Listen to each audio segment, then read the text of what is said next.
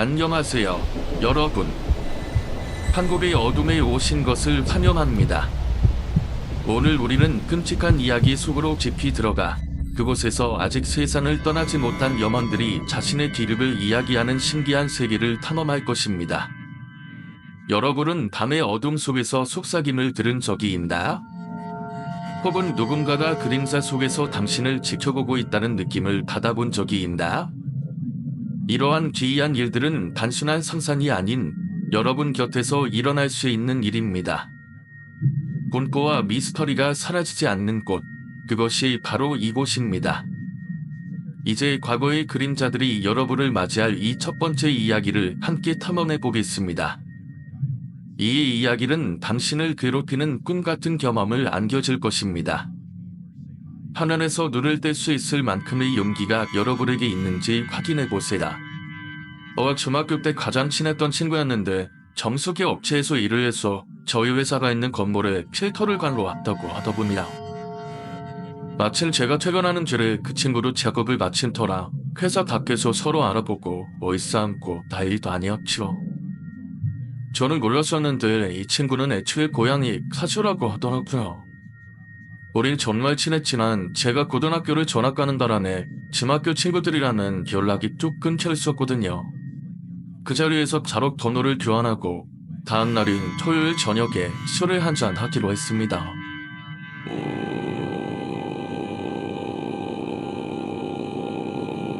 그때가 아마 저녁 7시쯤 되었던 것 같습니다. 갑자기 쏟아지기 시작한 돈은 시야를 어지럽히다 못해 다가서고 있었고 데뷔 후 친구 집을 찍어놓고 세근세근 북도를 지어가고 있었죠. 그래도 가다 보니 이것도 나름 눈치가 있더라고요. 애초에 너무 오랜만에 약속을 잡고 집 밖을 나가는 거라 예전 같았으면 이렇게 눈이 많이 오는 날은 약속을 취소했겠지만 그저 사람이 그리웠던 저는 이 모든 상황이 참 좋았습니다. 초의 길을 눈까지 오던 터라 이게 맞나 싶은 느낌으로 내비를 따라가고 있었고 대로변을 지나 나을 안쪽에 있는 언덕길을 가고 있었는데 갑자기 시동이 꺼지는 겁니다. 차를 산 지도 얼마 안 되어서 덜컥 겁이 났지만 신호를 하고 계기판을 잘 보니 지름이 없더라고요. 일단 나을은 들어올 것 같아서 친구에게 전화를 했습니다.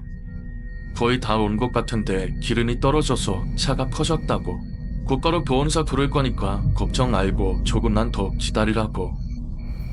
그렇게 통화를 하고 보험사를 부르려고 전화번호를 찾는데 주소록에 등록된 게 없어서 네이버 앱으로 번호를 찾으려니까 이상하게 휴대폰이 복통이 되는 겁니다. 제가 놀라서 114에 전화를 해보니 다행히 전화는 또 돼서 보험사에 연락해서 기름이 없어서 차가 퍼졌다고 위치를 설명해 드렸죠. 근데 그러는 와중에도 이상하게 휴대폰이 자꾸 꺼졌다 켜졌다 해서 이곳의 위치를 설명하는 데만 한참이 걸렸습니다. 제가 워낙 이건 현대능력과는 거리가 있는 편이라 그냥 산골이라 이러나 보다 하고 넘겼죠.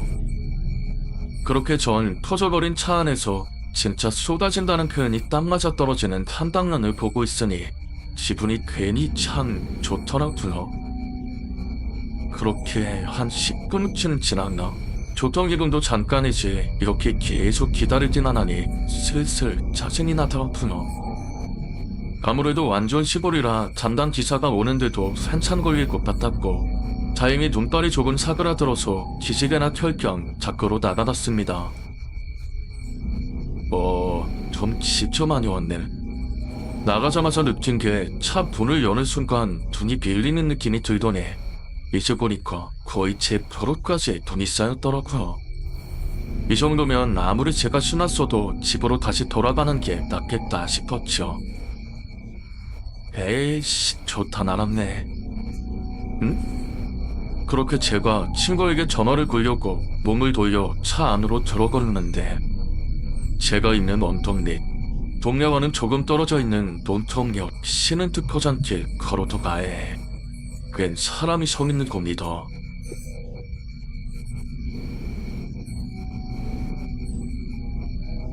이 오밤중에 멀뚱히 서 있는 게 조금 의아했지만 눈이 하도 많이 와서 두겨마로 나왔나 생각하니 그냥 그런가 보다 싶었지요. 다만 저걸 이상한 점이라면 비동도 없이 제가 있는 방향만 걷고 있다는 점. 그래도 이것도 뭐 이렇게 드무는 와중에 언덕에 라이트를 켜고 가만히 서 있으니 쟤는 뭐하나 싶어서 쳐다볼 수도 있으니까 그냥 그럴 수 있다고 생각했지요.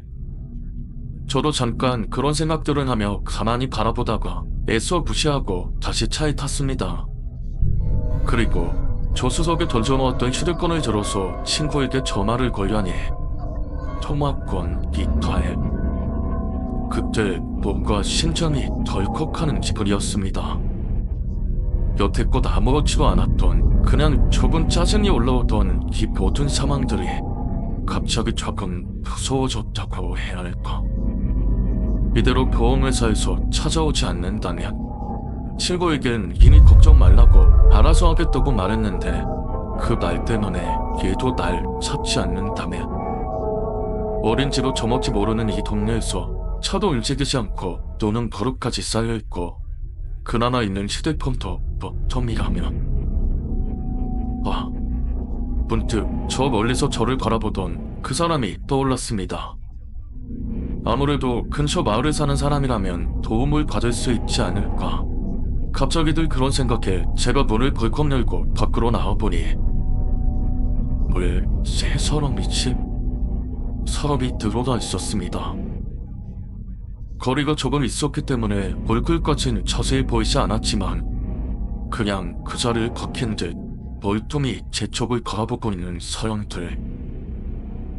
갑자기 무서웠습니다. 왜 무섭다, 무엇 때문에 무섭다 이런 느낌이 아니라 그냥 무서웠습니다. 쫓기듯이 바로 차로 들어와 보니 제가 인지하지도 못한 사이에 숨이 엄청나게 가까웠고 식은땀이 부스니 샤워하는 것처럼 흘러내리더라고요. 근데 그 순간 마치 누군가의 장난처럼 제 차의 모든 불빛이 사라졌습니다. 배터리가 방전된 거죠. 그때부터였습니다.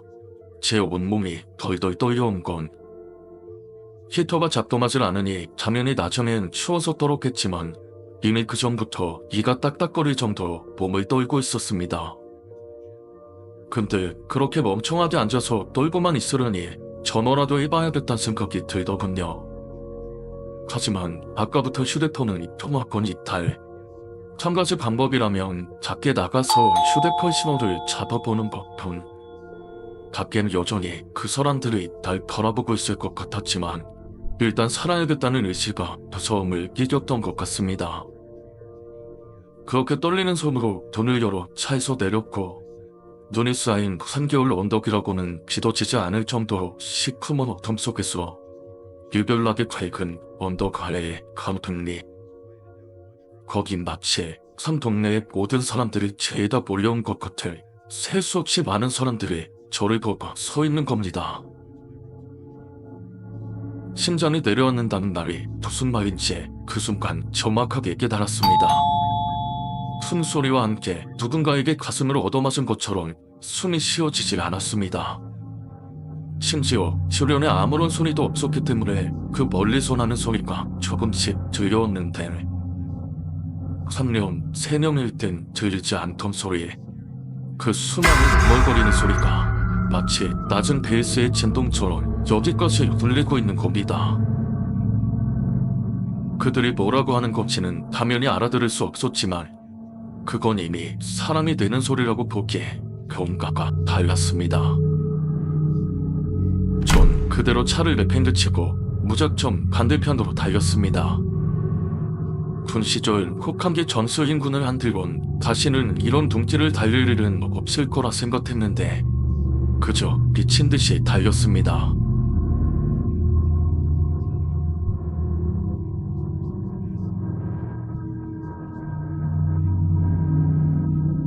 그렇게 나름 큰 길이라고 생각되는 길까지 나왔을 때 그래도 조금은 정신이 돌아오는 느낌이었습니다. 그때 클락션 소리가 마치 천둥 소리처럼 들려서 그 자리에서 펄쩍 뛰며 고개를 돌리니 두형 산타페 한 대가 종지를 뚫고 제 앞으로 다가왔습니다. 바로 기다려줬죠. 눈이 많이 와서 한참 걸리는데. 눈물 콧물 땀범벅의 제 꼴을 보고 보험사 직원은 나를 잊지 못하더군요. 전 그렇게 보험사 직원의 차를 타고 집으로 돌아왔습니다. 차는 그 자리에 그대로 둔 채로. 이 사람이 가는 내내 옆에서 뭐라고 말을 걸었는데 이미 차에 타면서부터 제 몸은 정신과 분리가 되는 기분이었습니다. 다음날 친구에게 전화를 걸어보니 제 예상대로 친구는 그냥 제가 집으로 돌아간 걸로 생각했다고 합니다. 그런 친구에게 우리 집으로 오라고 해서 어제 있었던 그 모든 일을 상세히 말하니 처음엔 오랜만에 만나서 이게 뭔 개소리냐며 웃던 친구가 한없이 진지한 제 표정을 보고 점차 웃음기가 사라지더라고요. 그렇게 친구의 차를 타고 우리 집에서 친구네 집으로 내비를 짓고 제 차가 있는 그 언덕을 찾아봤는데 거긴 아예 다른 길인 겁니다.